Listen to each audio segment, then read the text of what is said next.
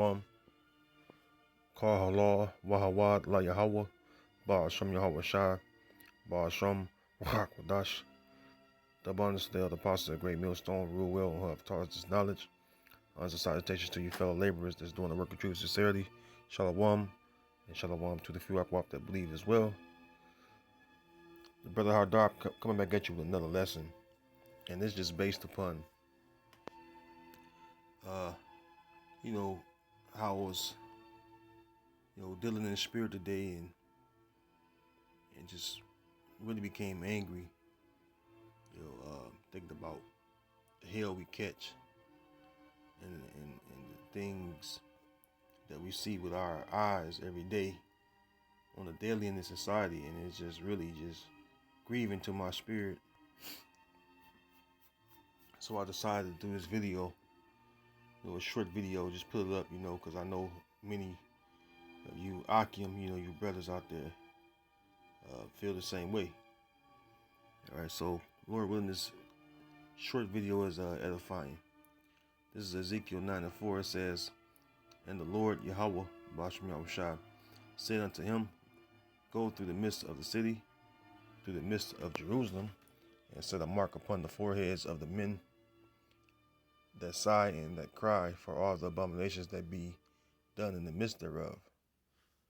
And I myself, all you sincere brothers out there, we all do this, on a daily, because this is the abominable society, to say the least. And each day you go out your dwelling place, you have to see none but wickedness that's being done, whether it's your own people or the wicked Esau, Edom, the so-called white man. And this is really grieving, it's really grieving. Seeing your people oppressed, seeing your people live in the bottom, seeing your people live, in these slum holes, seeing how Esau take advantage of them, and it's all because the Most High, through his son, Yahweh Ba'asham Yahweh Shai, have put us in our right mind, and they're not in their right mind. And we still grieve over that because we know that we're in hell and suppression is getting to us. All right. So we must, maintain our spirit at all time, because if we don't, it could really bother you.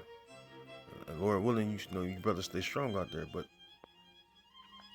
it pisses me off. So I know it pisses you brothers off when you see these things.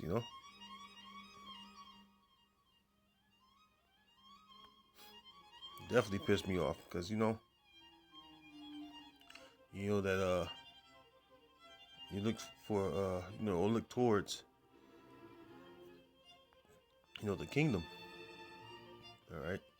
This is Ecclesiastes 7:7. It says, "Surely your oppression maketh the wise man mad, and the gift destroyeth the heart." And point is, yes, oppression maketh the wise man mad. All right, because we're being oppressed by the wicked. All right, even the prophet Jonah said, "I cried by reason of mine affliction." That's the same thing we're doing. All right, spiritually, we're sighing and crying by reason of our affliction that Esau, is continually doing to us. And you have to maintain your spirit at all times in this society, because it's easy to get angered, and you don't want to be quick to anger. Let's get that real quick.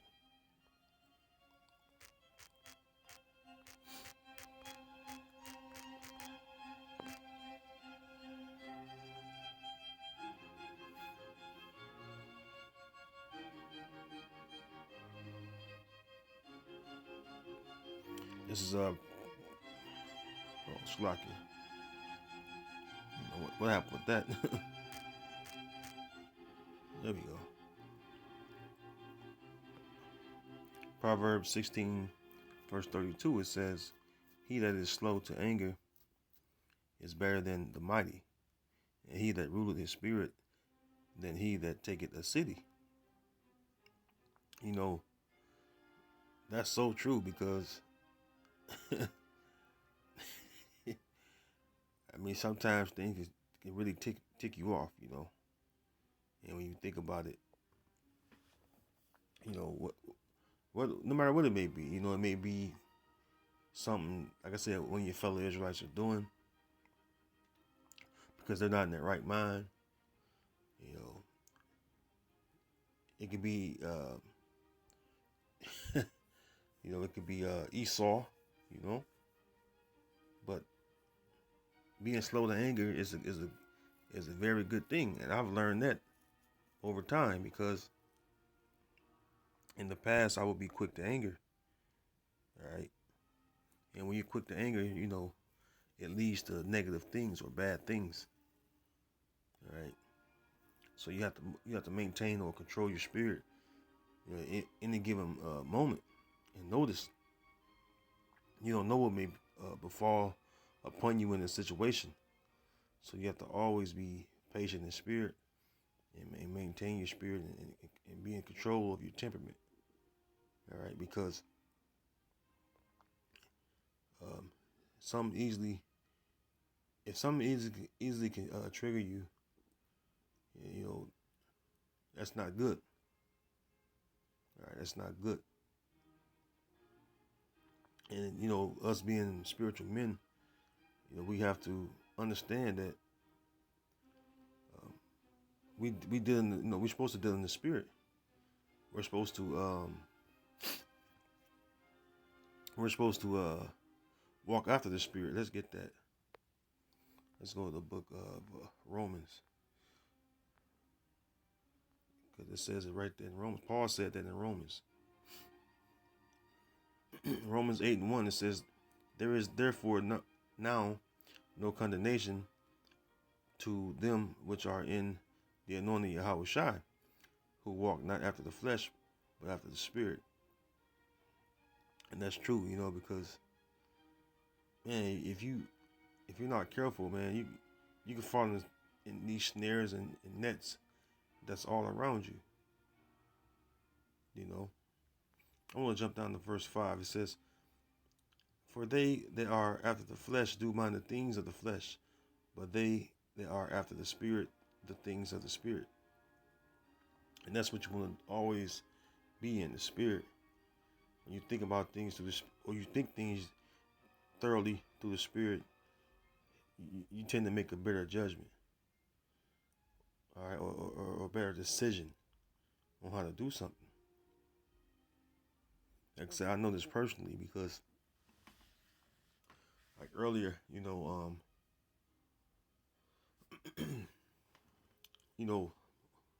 with so much going on around the community I live in, state police always, you know, out harassing any and everyone they can, and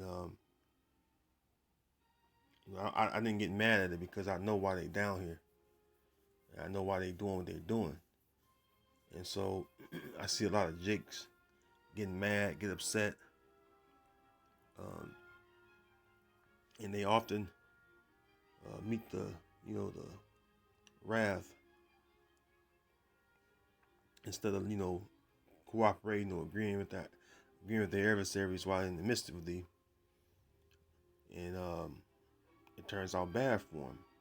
But when you able to, um, you know, be peaceful with them, let them do their job, knowing that you haven't done anything wrong, you don't get pissed off because they just stopped you or do a routine stop or whatever,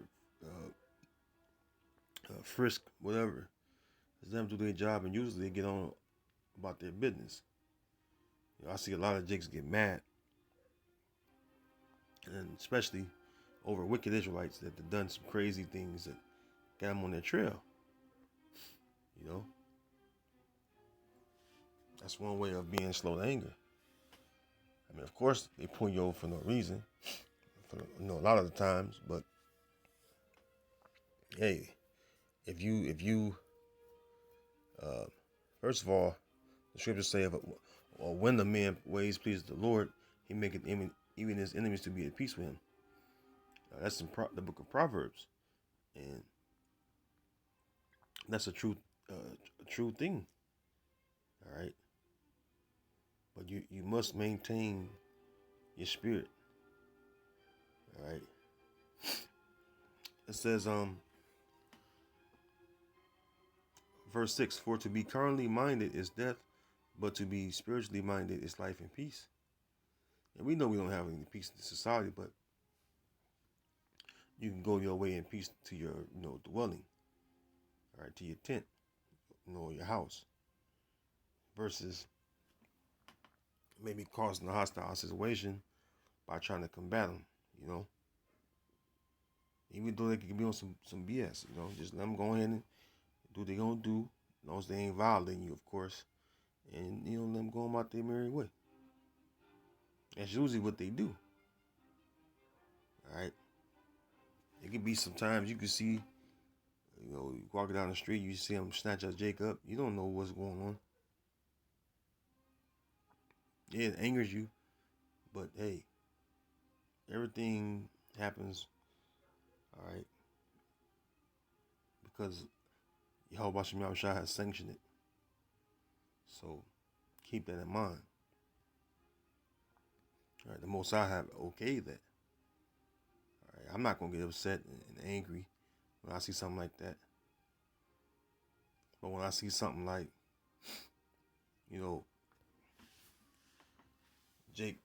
Jake getting fired left and right for no reason, keeping the men of Israel down when they can't provide for their families. All right, putting extreme or put them under extreme pressure just to have a job, and seeing them work the jobs so they can provide for their family until they can find better. That pisses me off. Kind of how I see Issachar a lot. I know a lot of Issacharites just by working with them, and they oppress the shit out of Issachar. Okay, and that's why I brought out surely oppression maketh the wise man mad. Okay.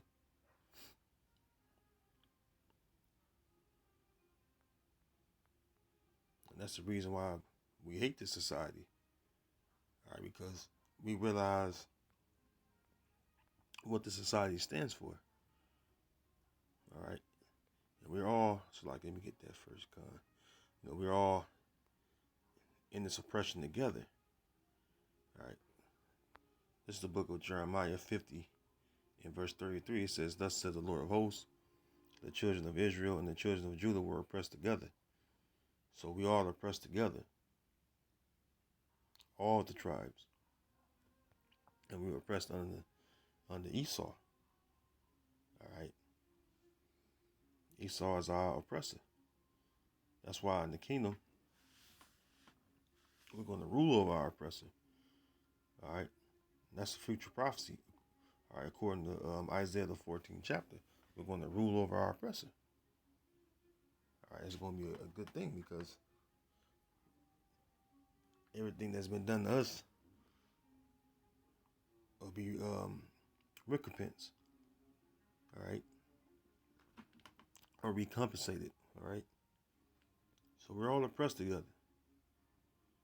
All right.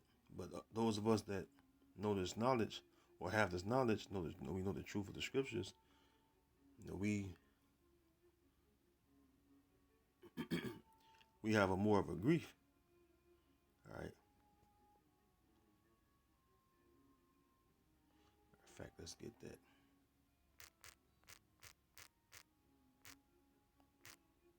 Let's get this. That's if I ain't mistaken.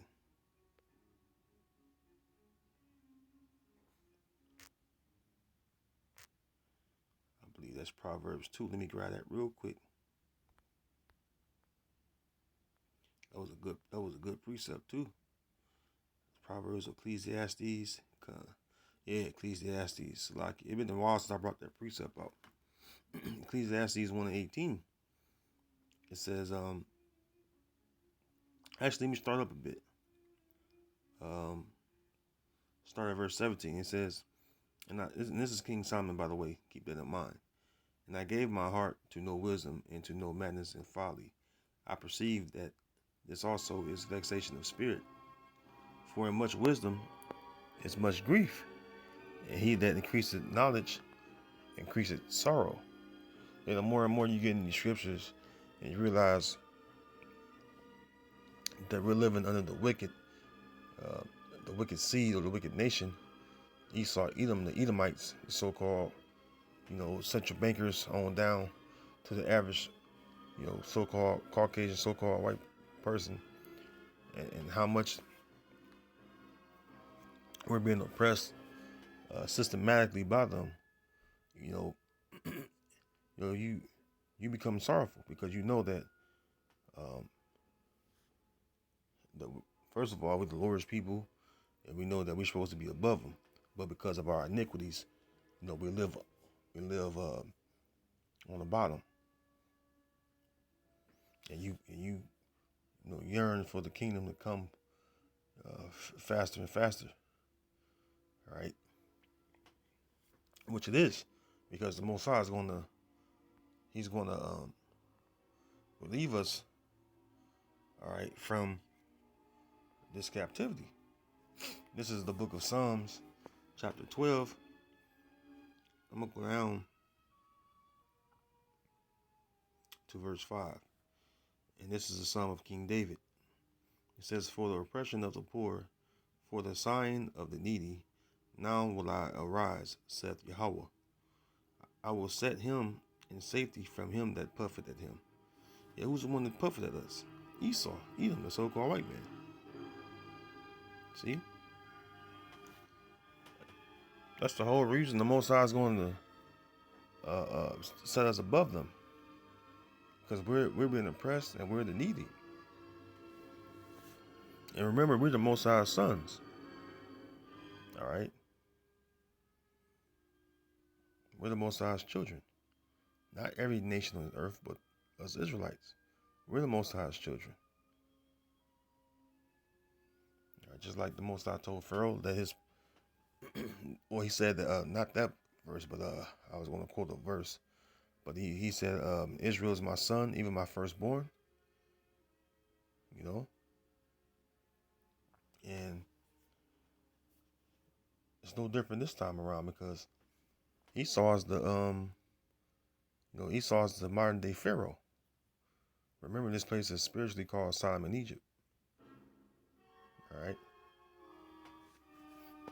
But Yahweh Shai is going to deliver us. All right? And we can't wait till that happens, because then we'll be truly liberated and free from being under these devils. All right? And we'll actually be able to live and enjoy life in the kingdom of heaven. You see?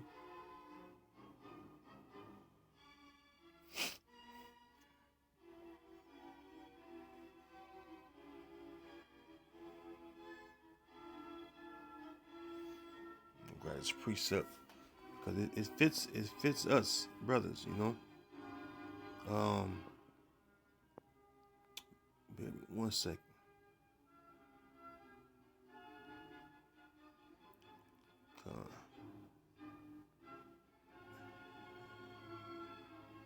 I didn't have this precept written down, but let's get that.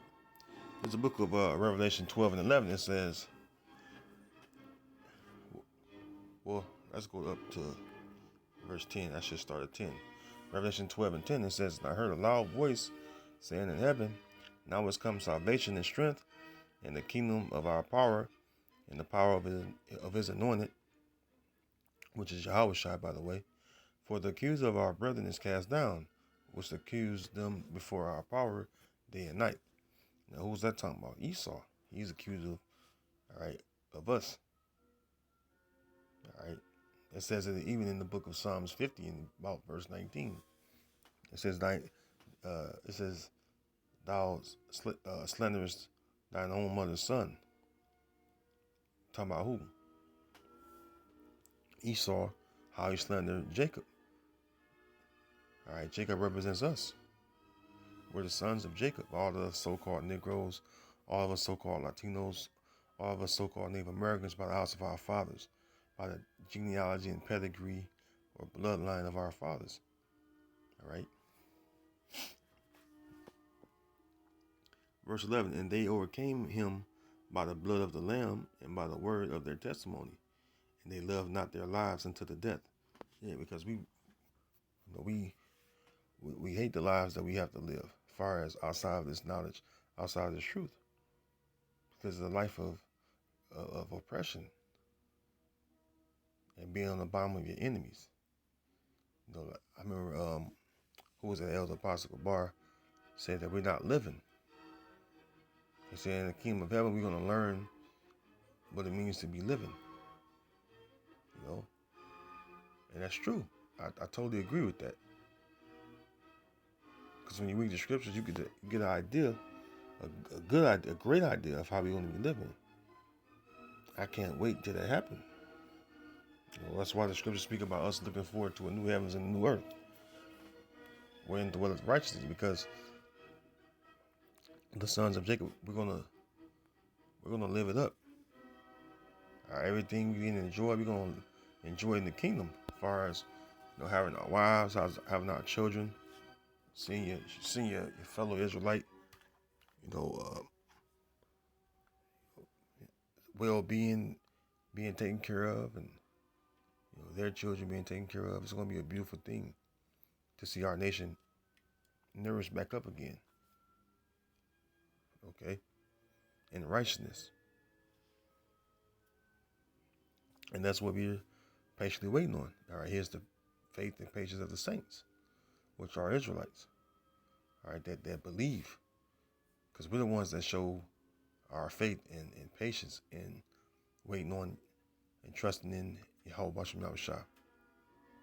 So with that, I pray this video was edifying. And until next time, I want to say Shalom.